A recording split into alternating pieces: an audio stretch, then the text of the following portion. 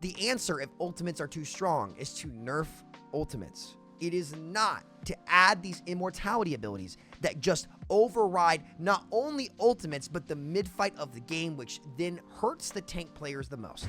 Today, we're going to save Overwatch 2, and unlike this job posting from Blizzard, which is a product manager, core Overwatch gameplay, kind of being in charge of that, a part-time job, which is like 72 grand, 134 a year, we're going to do it for free, as we have for many years, guys.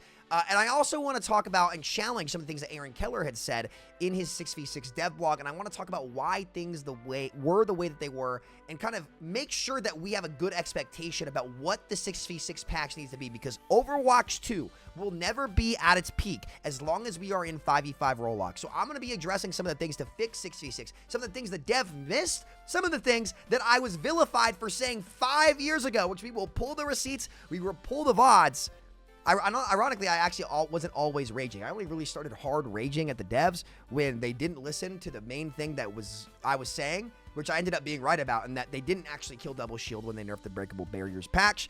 And we're just going to save the game, and we're going to do it no charge for you, Aaron. So here we go. Let's get right into the action here. In Aaron's dev blog, he says, many times fights in 6v6 couldn't resolve until ultimate abilities came online. Correct that until ultimate combos could be executed to break through two tanks with a mitigation supported by high uncontested healing output. Okay, I'm going to challenge this, Aaron, because right now in 5v5, a ton of these fights end up being stalemates until ultimates get used. This is not a 6v6 or 5v5 issue in particular.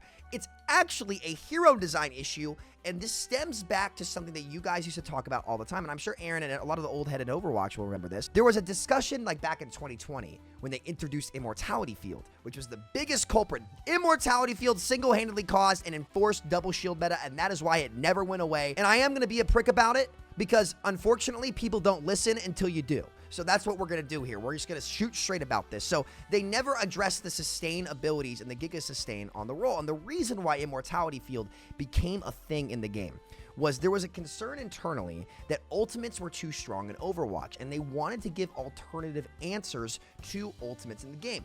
And it's perfectly reasonable that that's something that, you know, would come up internally in discussions, because ultimate abilities are really, really powerful. Like, what is an ultimate? An ultimate is an ability that is just exceedingly more powerful than everything else in the game. Like, for example, Cast High Noon has the potential to wipe an entire team, unlike his flashbang, which should really only help secure a kill on one target, right? So therefore, if it's an ultimate ability, the cooldown on it needs to be much longer because it's super, super powerful, right? If there is not an answer to ults, what does Blizzard think to do? Instead of adding something like Sleep Dart, which is a skill shot that can only shut down one player, they think, okay, let's introduce Immortality Field, which automatically denies and it makes everybody unkillable on a cooldown. But hold on, let's break this down.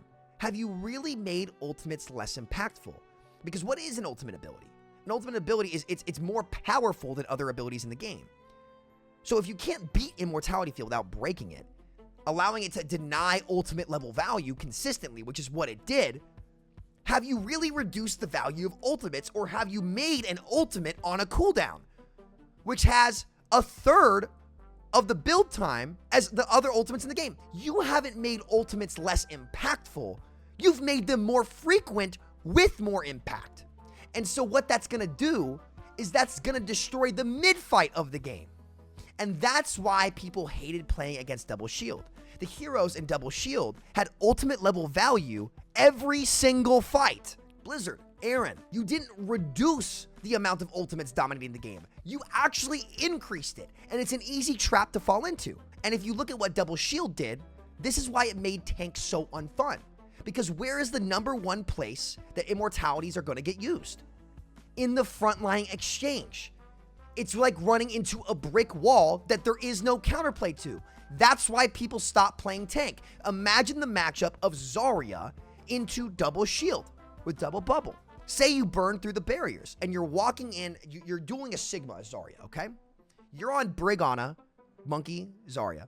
They're on Orisa Sigma, Bap, Brig, okay?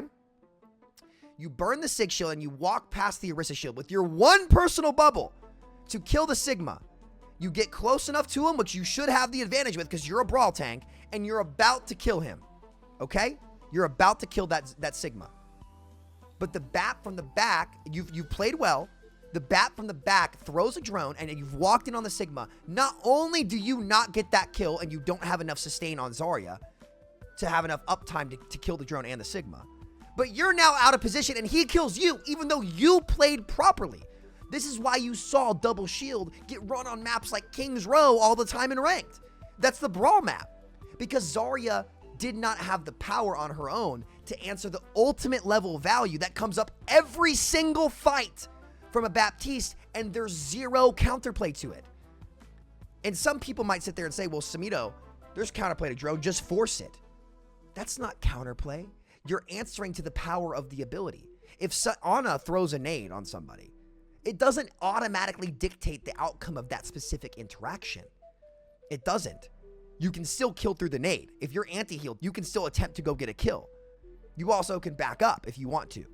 But if somebody is immortality fielded, for example, there is no way to pierce it as long as the ability is up. If the BAP throws the ability in that direction, it's a brick wall. It's unanswerable. There's no play to make. You cannot pierce it. You cannot beat it. And that's ultimate level value on an ability. So in the situations where the fight should be broken into and a death should happen, Blizzard gave a reverse card and denied that death, meaning the only way fights ended up coming out, really, was when a BAP would build his window. Because what BAP would do is he would deny your value and use it to build himself up, meaning he would get window first in most of the fights. And that happened all the time in Double Shield. Baptiste got window first in every exchange. Every exchange. Because the fight, the kill, and when the exchange happened that should create a kill, it was automatically denied by ultimate level value. You guys broke the rules of your game. Immortality Field being on a cooldown broke the rules in the mid-fight of the game. On top of that, with the insane sustain that Orisa and Sigma had, with their sustain cooldowns while being poked tanks with ranged shields and range damage, they had better sustain abilities than Reinhardt and Zarya. Even D.Va. You can't have heroes that do that. There were 4 characters that broke the game, and that's why October of 2020 was regarded to be the best state Overwatch 2 was ever in. Because you got tanks and supports and DPS every game, you could play what you wanted, and there weren't cheat heroes that were being played consistently. That's why that patch was so fun. Because more people were playing Lucio Ana or Lucio Moira than Baptiste and Brigitte. And then what was it that killed that patch? They buffed Bap and they buffed Brig. 2 cheat heroes. Brigitte was OP because she AoE healed the whole team. She also created goats because of this. Aaron, you have to ask yourself, and the team has to ask themselves, what was it that gave Overwatch all this depth? What was it? A lot of single target healing, and there weren't override abilities that you could not counterplay. You can't outplay Brig Inspire or Brig Packs. No matter what happens, she will cast those automatically onto the players. The same is not true for Ana. You can DM Ana heals. She has to throw a nade, right? She has to actually hit it. It's a skill shot. She has to hit her sleep dart. Bat does not have to hit his shift.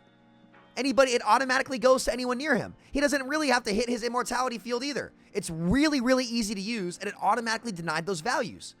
That is why ult fights got forced constantly, because you can't actually go in when Baptiste has immortality field, slowing down the game and forcing it to be poke.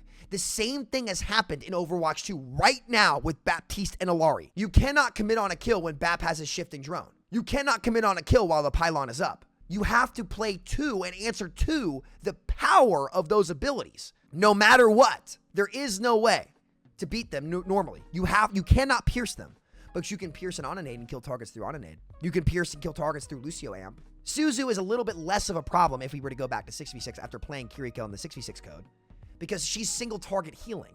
But what Suzu should be as well, because again, it's ultimate level value. It denies ultimates on a 15-second cooldown. That is an ultimate ability. Suzu is an ultimate ability. It just is. What Suzu should do is it should just apply a CC or a cleanse immunity effect on top of its healing for 2 seconds over time. So say you Suzu your team, they cannot have a negative status effect applied onto them for 2 seconds. Something like that, instead of invulnerability. The invulnerabilities you all put in the game did not counter ultimates. It just added ultimates on cooldown for these characters. That ruined the mid-fight, and it hurts the tank players the most, because the tank players would be the ones exchanging with each other that would create kills all the time. And obviously, because everybody's looking at the tanks in the match more than anything, right? This is psychology. Spylos talked about this a lot. That was the most common place for the immortality abilities to be used. is when the off tank in particular would go in, even the main tank too on Winston sometimes, and create something. So the chances and the times where they would get direct value would be automatically denied with zero counterplay options. They cannot outplay Immortality Field. There is no way to outplay that ability. You have to force it. And then when you force it, because you don't have 100% uptime, you have to then back off. You made playing the role a chore with no option to actually get direct value in your first fight. This is why many players stop playing tank. So if in your first exchange, if you go in and stay in, you're going to die a lot of the time. What type of tank heroes is that forced to get played? Ranged poke heroes. And if the ranged poke heroes also have the best sustain abilities in the tank role, congratulations, you've hard forced double shield meta. This is what caused this, Aaron. This is what caused the core experience of Overwatch to dwindle over the years. And this is why when October of 2020 came out, people were so happy. So when you go back to 6v6 and you try this out, this is your chance to try to address the bad hero designs that never were addressed in Overwatch 1 and make Overwatch great. This is your chance to do that. And I'm giving you this advice for free. Ironically, it's been the same advice for many years. And also, ironically, if there are no brick walls that you run into that are unanswerable, particularly from support heroes in the game, you're able to play way more characters, and it's not as much about what you pick, but more so about how you play, which is what made your game great. You don't need to hire somebody in charge of the core experience to understand that. And honestly, I want to give a shout out to Alec Dawson, who's made the first support hero that actually does not have an ultimate on cooldown. Big shout out to Alec. I think Pylon's an ultimate. I really do. You can break it consistently, but you can't break it consistently, and it doesn't have insane power, but its uptime and the angles it lets Ilaria hold just makes her insanely oppressive. Because there's no answer to it. It's another ability that you have to go break first before you take the duel, or you won't win the duel consistently, right? It literally is a second player. That's ultimate level value. It's like Bob, but better. And it's different from Torb Turret because Torb Turret to do anything actually has to be at risk. Pylon doesn't. That's the only reason why. Life Weaver has Life Grip. Across the map, no counterplay. There is no answer to Life Grip. You would create a kill, you do everything right, generally speaking, on the tanks, because the tanks go at each other first. So if somebody made a mistake on that tank line, Life Grip, straight back. The tank player's value immediately denied. Even if they did everything right, that's ultimate level value. Kiriko, Suzu, beats Pulse, can beat High Noon, denies any form of damage in the game on a 15-second cooldown. Ultimate level value. Who was before Kiriko? Oh, right. Baptiste. Single-handedly made double shield possible. Because there's window buffs, too, as well. So, guys, it really is simple. Regardless of the format, and Metro was right about this in his video, though he blamed Alec. It's not Alec's fault. Alec just came to the team. It doesn't matter what format you go into. I think 6v6 obviously is a better foundation than 5v5 is. But if you don't address these core problematic abilities and keep stacking them up, your game won't improve. It won't. It won't be able to capture what made original Overwatch 1 magical when none of these abilities were in the game. So I totally understand wanting to make sure that ultimates aren't too powerful. But the answer is not to put ultimate level value abilities on cooldown, which then breaks the mid-fight and creates super oppressive metas. The answer, if ultimates are too strong, is to nerf ultimates. It is not to add these immortality abilities that just override not only ultimates, but the mid-fight of the game, which then hurts the tank players the most. And I have said this for 6 years. We can go grab the receipts. And the point still remains. So these Giga Sustain metas are not caused by 6v6. They are not even caused by 5v5, technically. They are caused by the hero designs that override the mid-fight values no matter what you do, that you cannot pierce, that you cannot outplay. Forcing and breaking an ability is not outplaying that ability. It is not outplaying that ability. That is not what that is. That is trying to work through that ability, or work around that ability, rather. You have to work around that ability because you cannot confirm a kill until you force it 100% of the time. That is not good game design. It is not. So start there. That's your advice for free. It's been the same thing for 5 years. I can pull up the VOD where I called this. I've called all of this. And I don't care if that comes across as arrogant. I don't care what people think. It is just the truth. And until we start looking this in the eye for what it is, Overwatch cannot hit its ceiling. And if you claim to want Overwatch to hit its ceiling, Aaron, you gotta look some of this stuff in the eye. And I know that you remember. I do know this, okay?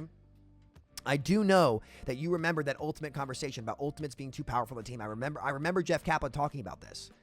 And I understand why the conclusion could be, hey, let's put immortalities in the game on cooldown. But that doesn't actually get rid of ultimates. All you've done is put ultimates in the game as abilities and labeled them as abilities. This is not a solution. Start with that. Watch how the game becomes super, super fun to play for almost any hero. It's less important to be on the right hero, and everyone can play Meg. It makes the game amazing. That's where you start. That's some of the how to fix Overwatch 2 kind of spiel, because regardless of format, the game is better without immortality abilities dominating the mid fight. It just is. So yeah, thank you guys so much for watching, and I will catch y'all later. Take care. Peace out.